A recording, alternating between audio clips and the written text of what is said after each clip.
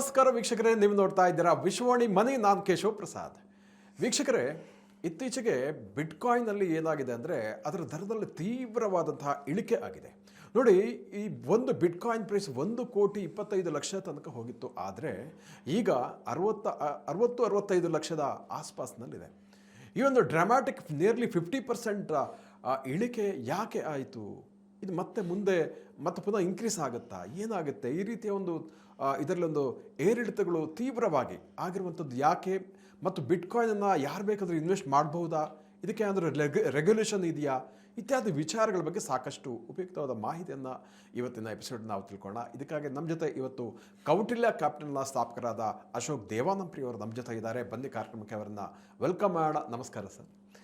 Ashok sir, ಈಗ ಈ bitcoin ಬಗ್ಗೆ ಸಾಕಷ್ಟು ಚರ್ಚೆ ಆಗ್ತಾ ಇರುವಂಥದ್ದು, ಮುಖ್ಯವಾಗಿ ಈ ಒಂದು ಎತ್ತರದ ದಲ್ಲಕ್ಕೆ ಹೋಗಿದ್ದ ಒಂದು 1 ಕೋಟಿ ಕೂಡ ಕ್ರಾಸ್ ಆಗಿದ್ದಂಥ ಬಿಟ್ಕಾಯಿನ್ ಪ್ರೈಸ್ ಇವಾಗ ಮತ್ತೆ 50%ಗೂ ಜಾಸ್ತಿ ಡೌನ್ ಆಗಿರುವಂಥದ್ದು. ಸೊ ಇಂಥ ಸಂದರ್ಭದಲ್ಲಿ ಈಗ ಇನ್ವೆಸ್ಟರ್ಸಲ್ಲಿ ಏನು, ಈಗ ಒಂದು ಕಡೆ ಲಾಸ್ ಆಗಿರೋರು ಬಹಳ ಜನ ಲಾಸ್ ಆಗಿರುತ್ತೆ. ಸೊ ಇನ್ನೊಂದು ಕಡೆ ಹೊಸಬರಿಗೆ ಮತ್ತೆ ಇನ್ವೆಸ್ಟ್ ಮಾಡಬೇಕಂತ ಪ್ರಶ್ನೆ ಇರ್ಬೋದು. ಸೊ ಹೀಗಾಗಿ ಈ ಬಿಟ್ಕಾಯಿನ್ ಅಂದರೆ ಏನು ಮತ್ತು ಯಾಕಾಗಿ ಇದರಲ್ಲಿ ತೀವ್ರವಾದಂತಹ ಏರಿಳಿತ ಆಗಿದೆ ಅಂತ ಹೇಳ್ತೀರಾ ಅಂತ? ಮೊದಲನೇದಾಗಿ Bitcoin fundamentally is a high volatile asset. Okay. ನಿಮ್ಮ ಶೇರ್ಗಳು, ಬಂಗಾರ, ಈ ಎಲ್ಲ ಅಸೆಟ್ಗಳಿಗೆ ಬಂಗಾರ is a physical asset, share as a fundamental backing. Correct. ಏನೋ ನಿಮಗೆ balance sheet, profit loss statement, business fundamentals ಇರುತ್ತೆ, ಒಂದು ಕಂಪನಿ ಇರುತ್ತೆ. ಸೊ ಬಿಟ್ಕಾಯಿನ್ಗೆ ಆ ಫಿಸಿಕಲ್ ರೆಪ್ರೆಸೆಂಟೇಷನ್ ಕೂಡ ಇಲ್ಲ, ಈ ಫಂಡಮೆಂಟಲ್ ರೆಪ್ರೆಸೆಂಟೇಷನ್ ಕೂಡ ಇಲ್ಲ. ಓಕೆ. ಅದು ಒಂದು ಕ್ರಿಪ್ಟೋ ಕರೆನ್ಸಿ. ಓಕೆ. ಆಮೇಲೆ ಬೈ ಡೆಫಿನೇಷನ್ ಕ್ರಿಪ್ಟೋ ಕರೆನ್ಸಿಗಳು ವೈಪರೀತ್ಯಗಳು ಜಾಸ್ತಿ, ವೊಲಟಾಲಿಟಿ ತುಂಬ ಹೆವಿಯಾಗಿರ್ತವೆ. ಓಕೆ. 2011ರಲ್ಲಿ ಮೊದಲನೇ ಬಾರಿ ಮಾರ್ಕೆಟು ಬಿಟ್ಕಾಯಿನ್ ಪ್ರೈಸ್ ಸರಿಯಾಗಿ ಬಿತ್ತು. ಅದಾದಮೇಲೆ 13-14ರಲ್ಲಿ ಸುಮಾರು 90-85% ಬಿತ್ತು. ಮತ್ತೆ 2018ರಲ್ಲಿ ಬಿತ್ತು, ಮತ್ತೆ 2022ರಲ್ಲಿ ಬಿತ್ತು, ಇವಾಗ 2026ರಲ್ಲಿ ಬೀಳ್ತಾ ಇದೆ. ಬಿಟ್ಕಾಯಿನ್ ಬಿಹೇವಿಯರ್ ಹೆಂಗಿದೆ ಅಂದರೆ, ಪ್ರತಿ ಸಾರಿ ಬಿದ್ದರೇನು ಅದು ಬಿದ್ದರೆ ಮಿನಿಮಮ್ 70-75% ಬೀಳ್ತಾ ಇದೆ. ಓಹೋ. ಈಗ $125,000 ಇದ್ದ ಬಿಟ್ಕಾಯಿನ್ ಪ್ರೈಸು ಹೋದ ತಿಂಗಳು 2-3 ತಿಂಗಳ ಮುಂಚೆ ಈಗ ಹತ್ತತ್ರ 60,000 ಆಸುಪಾಸಿಗೆ ಬಂದ್ಬಿಡ್ತು. 63,000 level mid point formula, by 1 get 1 free, ಬಟ್ಟೆ ಥರ 50% ಆಫ್, ಆ ಲೆವೆಲ್ಲು. ನಾನು ಹೋದ ವಾರ ಟ್ವಿಟ್ರಲ್ಲಿ ಒಂದು ಟ್ವೀಟ್ ಹಾಕಿದೆ, ಈ ಒಂದು ಬಿಟ್ಕಾಯಿನು ಈಸಿಯಾಗಿ 63,000ಕ್ಕೆ ಬಂದುಬಿಡುತ್ತೆ ಅಂತ. ಅವಾಗ ಬಿಟ್ಕಾಯಿನ್ 67-68,000 ಇತ್ತು. ಅದೇನು ಮಾಡ್ತು, 63,000ಕ್ಕೆ ಬಂದು ಮತ್ತೆ ರಿಯಾಕ್ಟ್ ಆಯಿತು ಮೇಲ್ಗಡೆಗೆ. ಒಂದು ಒಳ್ಳೆ ಗ್ರೀನ್ ಕ್ಯಾಂಡಲ್ ಬಂತು. ಏನಕ್ಕೆ ಅಂದರೆ 50% ಆಫ್ ಫಾರ್ಮುಲಾ, ಆ ಸೈಕಾಲಜಿ ಮನುಷ್ಯನ ತಲೆ ಮೇಲೆ ಅದು ಹೊಡೆಯುತ್ತೆ. ಹೌದೌದು, 50% ಡಿಸ್ಕೌಂಟ್ ಇದೆ, ತಗೊಂಬಿಡೋಣ, ಅರ್ಧ ರೇಟ್ ಅಟ್ರಾಕ್ಟಿವ್ ಪ್ರೈಸ್ ಅಂತ ಅನ್ಸುತ್ತೆ. ಬಟ್ ನಾನು ಅದರ ಒಂದು ಪ್ರೈಸ್ ಆಕ್ಷನ್ ಬಿಹೇವಿಯರ್ ನೋಡಿದಾಗ ಬಿಟ್ಕಾಯಿನ್ನು 40,000 ಲೆವೆಲ್ಗೂ ಬರೋ ಚಾನ್ಸ್ ಇದೆ. ಓಕೆ. $40,000 ಲೆವೆಲ್ಗೆ ಬರೋ ಚಾನ್ಸ್ ಕೂಡ ಇದೆ. ಓಕೆ.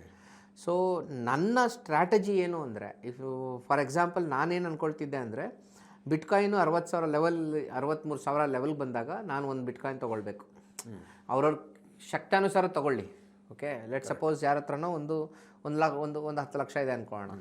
ಸೊ ನಾನು ಫಸ್ಟು ಬಿಟ್ಕಾಯಿನ್ 50% ಬಂದಾಗ ಒಂದು 10 ಲಕ್ಷ ಹಾಕಿ, ಅಕಸ್ಮಾತ್ ಮತ್ತೆ 25% ಫಾಲ್ ಬಂದರೆ ಇನ್ನೊಂದು 10 ಲಕ್ಷ ಹಾಕಬೇಕು. ಓಕೆ. ಅವಾಗೇನಾಗುತ್ತೆ, ಮತ್ತೆ 50% ಫಾಲ್ ಅಂದರೆ ನಿಮಗೆ 60,000ರಿಂದ 30,000 ಬಿಟ್ಕಾಯಿನ್ ಬಂದರೆ, 30ರಿಂದ ಮತ್ತೆ 15,000ಕ್ಕೆ ಅಕಸ್ಮಾತ್ ಬಂದರೆ that is a danger zone. 15,000 historical ಆಗಿ ಅಷ್ಟು ಕಮ್ಮಿ ಲೆವೆಲ್ಗೆ ಬಿಟ್ಕಾಯಿನ್ ಹಿಂದೆ ಬಂದಿಲ್ಲ. ಬಿಟ್ಕಾಯಿನ್ಗೆ ಮೆಚುರಿಟಿ ಆಗಿದೆ. ಸೊ ಅಲ್ಲಿ ಬಂದರೆ ಇನ್ನೊಂದು ರೌಂಡ್ ತೊಗೊಳ್ಬೋದು. 3 ಲೆವೆಲ್ ಪರ್ಚೇಸ್ ಮಾಡಿಬಿಟ್ರೆ ಬಿಟ್ಕಾಯಿನ್ ನೆಕ್ಸ್ಟ್ ರ್ಯಾಲಿ ನಿಮಗೆ ಡೆಫಿನೆಟಾಗಿ ಅಮೇಝಿಂಗ್ ದುಡ್ಡು ಕೊಡೋದಕ್ಕೆ. ಮುಖ್ಯವಾಗಿ ಹೇಳಬೇಕು ಅಂದರೆ, ಈ ಬಿಟ್ಕಾಯಿನ್ನ ಕಂಡಿಡ್ದ ಮನುಷ್ಯ ಸತೋಶಿ ನಕಮೋಟೋನ ಯಾರೋ ಹೇಳ್ತಾರಲ್ಲ, ಅವನ ಹತ್ರ 5% ಬಿಟ್ಕಾಯಿನ್ ಇದೆ. ಟೋಟಲಿ ಪ್ರಪಂಚದಲ್ಲಿ ನನಗೆ ಗೊತ್ತಿರೋ ಹಾಗೆ 5% ಬಿಟ್ಕಾಯಿನ್ ಅವನು ಹೋಲ್ಡಿಂಗ್ ಇಟ್ಕೊಂಡಿದ್ದಾನೆ. ಬಿಟ್ಕಾಯಿನ್ ಲಿಮಿಟ್, ಸಪ್ಲೈ ಲಿಮಿಟ್ ಆಗಿಬಿಟ್ಟಿದೆ. ಈಗ ಬಿಟ್ಕಾಯಿನ್ ಮೈನಿಂಗ್ ಜಾಸ್ತಿ ಮಾಡೋಕ್ಕಾಗ್ತಾ ಇಲ್ಲ. ಬಿಟ್ಕಾಯಿನಲ್ಲಿ ಒಂದು ಫ್ಯಾಕ್ಟರ್ ಇದೆ, ಹಾಲ್ವಿಂಗ್ ಅಂತ ಕರೀತಾರೆ. ಆ ಹಾಲ್ವಿಂಗ್ ಏನು ಹೇಳುತ್ತೆ ಅಂದರೆ, ಪ್ರತಿ 4 ವರ್ಷಕ್ಕೊಮ್ಮೆ ಬಿಟ್ಕಾಯಿನ್ ಮೈನಿಂಗು 50% ಕಮ್ಮಿ ಆಗುತ್ತೆ. So the supply of bitcoin keeps reducing by 50% every 4 years. ಯಾವಾಗ ಹಾಲ್ವಿಂಗ್ ಆಗುತ್ತೋ ಅದ್ರ ಬುಲ್ ರನ್ ಸ್ಟಾರ್ಟ್ ಆಗುತ್ತೆ. ಸೊ ಈ 4 year ಸೈಕಲ್ ಬಿಟ್ಕಾಯಿನ್ ನಮಗೆ ಜನರಲಿ ತೋರಿಸ್ತಾ ಇದೆ. ಈಗ ನನ್ನ ಪ್ರಕಾರ ಕೆಳಗೆ ಬಂದರೆ ಆ 3 ಲೆವೆಲಲ್ಲಿ ಅಂದರೆ 60,000, 30,000 15,000 ಲೆವೆಲಲ್ಲಿ ಅವ್ರವ್ರ ಕೆಪಾಸಿಟಿಗೆ ತಕ್ಕ ಹಾಗೆ. ಫಾರ್ ಎಕ್ಸಾಂಪಲ್ ನಾನು ಕೇಳಿದ್ರೆ ನಾಳೆ ನಾನು 60,000 ಲೆವೆಲಲ್ಲಿ ಫಾರ್ ಎಕ್ಸಾಂಪಲ್ ನಾನು ಮತ್ತೆ ಒಂದು 10 ಲಕ್ಷನೋ 25 ಲಕ್ಷನೋ ಹಾಕ್ತೀನಿ. ಮತ್ತು ಕೆಳಗೆ ಬಂದರೆ ಅದ್ರ ಮತ್ತೆ ಇನ್ನೊಂದು 25, ಅದಕ್ಕೆ ಇನ್ನೊಂದು 20 ಹಾಕ್ಕೊಂಡ್ರೆ ನನ್ನ ಆವ್ರೇಜ್ ಪ್ರೈಸ್ 30,000 ಲೆವೆಲಲ್ಲಿ ಇರುತ್ತೆ. ಅದಾದಮೇಲೆ ನೆಕ್ಸ್ಟ್ 125 ಹೋದರೆ 5x ದುಡ್ಡು ಮಾಡ್ತೀನಿ ನಾನು, 5 ಪಟ್ಟು ದುಡ್ಡು ಮಾಡ್ತೀನಿ. ನೆಕ್ಸ್ಟ್ 5 ವರ್ಷದಲ್ಲಿ ದುಡ್ಡು ಬಿಟ್ಕಾಯಿನು ಆ ಲೆವೆಲ್ಗೆ ಹೋಗಲಿ, ನನಗೇನು ಪರವಾಗಿಲ್ಲ. ಆದರೆ ನನ್ನ ಬಾಟಮ್ ಪ್ರೊಟೆಕ್ಟ್ ಆಗುತ್ತೆ. ಈ ಬಿಟ್ಕಾಯಿನ್ ಆಡೋರೆಲ್ಲ ಆ ಸಬ್ಜೆಕ್ಟ್ ಗೊತ್ತಿರೋರೇ ಆಡಬೇಕು. ಒಬ್ಬ ಸಾಮಾನ್ಯ ರಿಟೇಲ್ ಇನ್ವೆಸ್ಟರ್ ಇದಕ್ಕೆ ಬರಲೇಬಾರ್ದು. ಯಾರಾದರೂ ಬಂದರೂ ಕೂಡ 10% ಮೇಲೆ ಅವನು ಅಲೋಕೇಶನ್ ಮಾಡಲೇಬಾರ್ದು. ಈಗ ನಿಮ್ಮ ಹತ್ರ ₹1 ಕೋಟಿ ಇನ್ವೆಸ್ಟ್ಮೆಂಟ್ ಇದೆ ಅಂತ ಇಟ್ಕೊಳ್ಳಿ. ನಿಮ್ಮ ಹತ್ರ ಒಂದು 50 ಲಕ್ಷ ಮ್ಯೂಚುವಲ್ ಫಂಡ್ ಇದೆ, ಒಂದು 20-25 ಲಕ್ಷ ಈಕ್ವಿಟಿ ಫಂಡ್ ಇದೆ, ಒಂದು 5 ಲಕ್ಷ 10 ಲಕ್ಷ ಗೋಲ್ಡ್ ಇದೆ, ಒಂದು 5 ಲಕ್ಷ FD ಇದೆ ಅಂದ್ಕೊಳ್ಳಿ. ಒಂದು 5 ಲಕ್ಷ 10 ಲಕ್ಷ ಹಾಕಿ, ನೋ ಪ್ರಾಬ್ಲಮ್. ಅಂದರೆ 10% ಆಫ್ ಯುವರ್ ಪೋರ್ಟ್ಫೋಲಿಯೋ ಅಷ್ಟು ಮಾತ್ರ ಹಾಕಬೇಕು. ಬಿಟ್ಕಾಯಿನಲ್ಲಿ ಶಾರ್ಟ್ ಟರ್ಮ್ ಸ್ಪೆಕ್ಯುಲೇಟರಿ ಟ್ರೇಡಿಂಗ್ ತುಂಬ ಕಷ್ಟ. ಯಾಕೆ ಅಂದರೆ ಬಿಟ್ಕಾಯಿನ್ ಕ್ರಿಪ್ಟೋ ಬ್ರೋಕರ್ಗಳು ಕಮಿಷನ್ ಜಾಸ್ತಿ ಚಾರ್ಜ್ ಮಾಡ್ತಾರೆ. ಬಿಟ್ಕಾಯಿನಲ್ಲಿ ಲಾಸ್ ಮಾಡೋರು ಜಾಸ್ತಿ ಇರ್ತಾರೆ. ಬಟ್ ಬ್ಯೂಟಿ ಏನಂದರೆ ಬಿಟ್ಕಾಯಿನಲ್ಲಿ ನಿಮಗೆ ವೊಲಟೈಲಿಟಿ ಹೆವಿ ಇರುತ್ತೆ. Volatility is a traders friend. Volatility is a traders friend. So ಅದು ಅನುಕೂಲ ಮಾಡಿಕೊಡುತ್ತೆ. ಆದರೆ ಹೊಸದಾಗಿ ಒಬ್ಬ ರಿಟೇಲ್ ಇನ್ವೆಸ್ಟರು, ರಿಟೇಲ್ ಟ್ರೇಡರು ಈ ಒಂದು ಪ್ರಪಂಚಕ್ಕೆ ಬರಬೇಕಾದ್ರೆ ಈ should have A solid strategy. ಆ ಸ್ಟ್ರಾಟಜಿ ಇಲ್ದಿರ ಅವನು ಬರಬಾರ್ದು. ಆಮೇಲೆ ಬಿಟ್ಕಾಯಿನ್ ಖಂಡಿತವಾಗ್ಲೂ ಇನ್ನೂ ಕರೆಕ್ಷನ್ ಆಗಬಹುದು. ಅದರ ಬಿಹೇವಿಯರ್ ಹಂಗಿದೆ. According to the past behaviour I am hoping bitcoin will fall further. ಮತ್ತೆ ಕೆಳಗೆ ಬೀಳುತ್ತೆ ಅನ್ನೋದು ನನ್ನ ವ್ಯೂ. ಓಕೆ, ಬಟ್ ಅದು ಬಿದ್ದರೆ ನನ್ನ ಹತ್ರ ಒಂದು ಸ್ಟ್ರಾಟಜಿ ಇದೆ.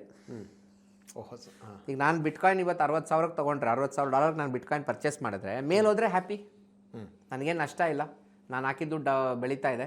ಕೆಳಗೆ ಹೋದರೆ ಅಕಸ್ಮಾತ್ ಕೆಳಗೆ ಹೋದರೆ ಅದಕ್ಕೆ ನನ್ನ ಕಾಂಟ್ರಾಸ್ಟ್ ಸ್ಟ್ರಾಟಜಿ ನನ್ನ ಹತ್ರ ರೆಡಿ ಇದೆ. ಸೊ ಆ ಎಮೋಷನ್ಲೆಸ್ ಬಿಹೇವಿಯರ್ ನಾನು ಅಪ್ರೋಚ್ ಮಾಡ್ತೀನಿ ಅದನ್ನು ಅಷ್ಟೇ. ಆ 3 ಫೇಸಲ್ಲಿ ಅವರು ಹಣನ ಡಿಸ್ಟ್ರಿಬ್ಯೂಟ್ ಮಾಡ್ಕೊಂಡ್ರೆ ಸೊ ಆರಾಮಾಗಿ ಬಿಟ್ಕಾಯಿನಲ್ಲಿ ಜನ ದುಡ್ಡು ಮಾಡ್ಬೋದು. ಫಾರ್ ಎಕ್ಸಾಂಪಲ್ ನಿಮ್ಮ ಹತ್ರ 10 ಲಕ್ಷ ಇದೆ ಅಂದ್ಕೊಳ್ಳಿ. ಈಗ ಫಸ್ಟು ಸ್ಟಾರ್ಟಿಂಗು 3.5 ಲಕ್ಷ ಹಾಕಬೇಕು. ಯಾವಾಗ ಈ 60,000 ಲೆವೆಲಲ್ಲಿ ಇನ್ನು 50% ಬಿದ್ದರೆ 30,000 ಲೆವೆಲ್ ಮತ್ತೆ ಇನ್ನೊಂದು 3 ಹಾಕಿ, ಇನ್ನು ಫರ್ದರ್ ಕೆಳಗೋರು ಇನ್ನೊಂದು 3 ಹಾಕಿ, ಇಲ್ಲಾಂದ್ರೆ ಬಿಟ್ಬಿಡಿ, ನೋ ಪ್ರಾಬ್ಲಮ್.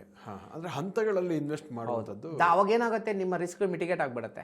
ನಿಮಗೆ ಟೆನ್ಷನ್ ಆಗಲ್ಲ, ನಿಮಗೆ ಪ್ಯಾನಿಕ್ ಆಗಲ್ಲ. ಆ್ಯಂಡ್ ನಿಮಗೆ this is again like an SIP. No, it's a time based SIP. Level based SIP, sorry, it's not time based, it's level based. SIP is time based. Generally ಪ್ರತಿ ತಿಂಗಳು ಇಷ್ಟ ಆಗ್ತೀನಿ. ಇದು ಹಂತಗಳಲ್ಲಿ. ನನ್ನ ಕೇಳಿದ್ರೆ ಪರ್ಸ್ನಲ್ ಆಗಿ monthly SIP is also beautiful idea for crypto currency. ಆ ಕ್ರಿಪ್ಟೋಲಿ ಇರೋದೇ ಟಾಪ್ 2, ಬಿಟ್ಕಾಯಿನು ಒಂದು ಈದರ್. ಸೊ ಬಿಟ್ಕಾಯಿನ್ ಈ ಕ್ರಿಪ್ಟೋ ಕರೆನ್ಸಿಲಿ ಕೂಡ ಈ ತಿರಿ ಒಂದು SIP ಫೆಸಿಲಿಟೀಸ್ ಸಿಗುತ್ತೆ, ಹಾಗೆ ಆರಾಮಾಗಿ ಮಾಡ್ಬೋದು. ಏನು ತೊಂದರೆ ಇಲ್ಲ. ಬಟ್ ನನ್ನ ವ್ಯೂ ಇಷ್ಟೇ, 10% ಮೇಲೆ ಯಾವುದೇ ಮನುಷ್ಯ ಬಿಟ್ಕಾಯಿನಲ್ಲಿ ಆಟ ಆಡಬಾರ್ದು. ಯಾಕಂದರೆ ನಾಳೆ ಬಿಟ್ಕಾಯಿನ್ ಸಪೋಸ್ ಮೊನ್ನೆ ಯಾರೋ ಒಂದು ಸ್ಟೇಟ್ಮೆಂಟ್ ಹಾಕಿದ್ರು, bitcoin is A $1 million product ಅಂತ. ಅಂದರೆ 1,25,000 ಪೀಕ್ ಮುಟ್ಟಿದ ಬಿಟ್ಕಾಯಿನು $10 ಲಕ್ಷ ಹೋಗುತ್ತೆ ಅಂತ ಅವನೋ ಒಬ್ಬ ಹೇಳ್ದ. ಗೊತ್ತಿಲ್ಲ, ಬಟ್ ಹೋಗಿದ್ದೀರ ನಾವು ಅಳಬಾರ್ದು. ಅಳಬಾರ್ದು. ಮತ್ತು 0 ಆಗಿದ್ದೀನ ಮತ್ತೆ ನಾವು ಕುಗ್ಗೋಗ್ಬಾರ್ದು, ಹೋಯ್ತಲ್ಲ ಹಾಕಿದ್ದಲ್ಲ ಅಂತ. ಹಾಗಾಗಿ ಲಿಮಿಟೆಡ್ ಅಮೌಂಟ್ ಹಾಕಿದಾಗ ನಮಗೆ ಟೆನ್ಷನ್ ಇರಲ್ಲ. ಸರಿ, ನಾವು ರ್ಯಾಲಿ ರನ್ ಮಾಡಿದ್ವಿ, ಇಲ್ಲ 10% ಅಂದರೆ ಅಯ್ಯೋ ಹೋಗ್ಲಿ ಬಿಡು, 10% 90% ಬೇರೆ ಏನೋ ದುಡ್ದಿದ್ದೀವಿ, ನೋ ಪ್ರಾಬ್ಲಮ್. ಹಾಂ, ದೇವ್ರು ಒಳ್ಳೆಯವನು, ಬರೀ 10% ಹಾಕಿಸ್ತಾನೆ ನಮ್ಮ ಕೈ, ಲಾಸ್ ಮಾಡಿಲ್ಲ. ಎಕ್ಸಾಕ್ಟ್ಲಿ. ಸೊ ಆ ಒಂದು ಮೈಂಡ್ ಸೆಟ್ ಇಟ್ಕೊಂಡು ಹೋಗಬೇಕು. ಆಮೇಲೆ ಬಿಟ್ಕಾಯಿನ್ ಇದೇ ಬಿಹೇವಿಯರ್ ಇರುತ್ತೆ. ಆಮೇಲೆ ಪ್ರತಿ ಸೈಕಲಲ್ಲಿ 18 ತಿಂಗಳು ಕನ್ಸಾಲಿಡೇಟ್ ಮಾಡುತ್ತೆ ಬಿಟ್ಕಾಯಿನ್. 18 ತಿಂಗಳು 12ರಿಂದ 18 ತಿಂಗಳು ಕನ್ಸಲ್ಟೇಷನ್ ಮಾಡುತ್ತೆ. ಈ ನೆಕ್ಸ್ಟ್ ಇನ್ನೊಂದು 12 ತಿಂಗಳು ಅಟ್ಟಾಡ್ಸುತ್ತೆ ಬಿಟ್ಕಾಯಿನ್ ಜನಗಳನ್ನ. ಕರೆಕ್ಟಾಗಿ ಟ್ರೇಡ್ ಮಾಡೋರು ಪ್ರಾಫಿಟ್ ಮಾಡ್ಬೋದು, ಇಲ್ದಿರೋರು ಸುಮ್ಮನೆ ಇರಬೇಕು, ಅದ್ರ ತಂಟೆಗೆ ಹೋಗಬಾರ್ದು. ನನ್ನ ಅನಿಸಿಕೆ, ಯಾರಾದರೂ ಇನ್ವೆಸ್ಟ್ ಮಾಡೋಂಗಿದೆ 3 ಝೋನಲ್ಲಿ ಇನ್ವೆಸ್ಟ್ ಮಾಡಿದ್ರೆ ಒಂದು 3 to 5 years ಟೈಮ್ ಕೊಟ್ಟರೆ definitely Bitcoin will give you 3x 4x. ಮತ್ತೆ 125 ಹೋಗುತ್ತೆ. ನಮ್ಮ ವೀಕ್ಷಕರಿಗೆ ಇಷ್ಟು ಹೊತ್ತು ನಿಜವಾಗ ಕಡೆ ಯಾಕೆಂದರೆ ಬಿಟ್ಕಾಯಿನ್ ಬಗ್ಗೆ ಸಾಕಷ್ಟು ಮಂದಿಯಲ್ಲಿ ಒಂದು ಕುತೂಹಲ ಇದೆ. ಇದರಲ್ಲಿ ಇನ್ವೆಸ್ಟ್ಮೆಂಟ್ ಮಾಡಬೇಕಾ ಬೇಡ, ಅಥವಾ ಎಷ್ಟು ಮಾಡಬೇಕಾಗುತ್ತೆ, ಸೊ ಇದರಲ್ಲಿರುವಂತಹ ರಿಸ್ಕ್ ಫ್ಯಾಕ್ಟರ್ಸ್ ಏನು ಅನ್ನುವಂಥದ್ದು. ಸೊ ಇದರೆಲ್ಲ ಅಡ್ವಾಂಟೇಜ್ ಮತ್ತು ಡಿಸ್ಅಡ್ವಾಂಟೇಜ್ ಬಗ್ಗೆ ಸಾಕಷ್ಟು ಉಪಯುಕ್ತವಾದ ಮಾಹಿತಿಯನ್ನು ಮತ್ತು ಒಳನೋಟಗಳನ್ನು ಕೊಟ್ಟಿದ್ದಕ್ಕಾಗಿ ಧನ್ಯವಾದಗಳು. ವೀಕ್ಷಕರೇ, ಇಂತಹ ಮತ್ತಷ್ಟು ಉಪಯುಕ್ತ ವಿಡಿಯೋಗಳಿಗೆ ವಿಶ್ವವಾಣಿ ಮನಿ ಯೂಟ್ಯೂಬ್ ಚಾನಲನ್ನು ವೀಕ್ಷಿಸಿ ಮತ್ತು ಸಬ್ಸ್ಕ್ರೈಬ್ ಮಾಡಿ. ವಂದನೆಗಳು.